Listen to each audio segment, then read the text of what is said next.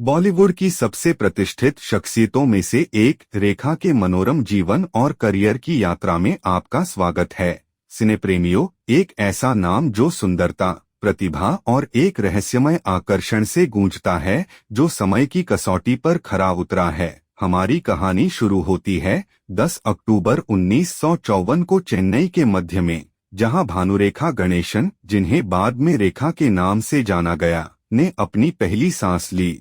प्रतिष्ठित गणेशन परिवार में जन्मी, सिनेमा की दुनिया में उनकी यात्रा शुरू से ही तय थी। फिर एक ही हाथ, कभी टुंडा हाथ भी जेब से निकाल दिया करो किंग डॉन। रेखा के पिता जेमिनी गणेशन एक प्रमुख अभिनेता थे, जबकि उनकी मां पुष्पावल्ली एक पारंपरिक परिवार से थीं। उनके आसपास की चकाचौंध और ग्लैमर के बावजूद रेखा का बचपन उनके माता पिता के अलग हुए रिश्ते की जटिलताओं के कारण खराब रहा। 1970 के दशक में रेखा के व्यक्तिगत और व्यावसायिक जीवन दोनों में एक उल्लेखनीय परिवर्तन देखा गया। सावन भादो जैसी फिल्मों में अपनी शुरुआती भूमिकाओं से लेकर प्रतिष्ठित उमराव जान तक, रेखा की यात्रा विविध किरदारों से भरी और चुनौतीपूर्ण थी।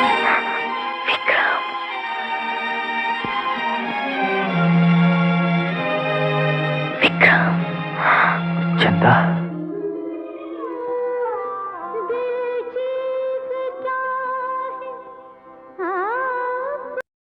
रील दुनिया से परे, रेखा की शैली कालातीत सुंदरता का पर्याय बन गई। कांजीवरम साड़ियाँ, शाही आभूषण और विशिष्ट लाल बिंदी, प्रत्येक पहनावा परंपरा और अनुग्रह की कहानी कहता है। उनके फैशन विकल्प बोल्ड थे, जिन्होंने ऐसे ट्रेंड स्थापित किए जिनकी आज भी प्रशंसा की जाती है और उनका अनुकरण किया जाता है।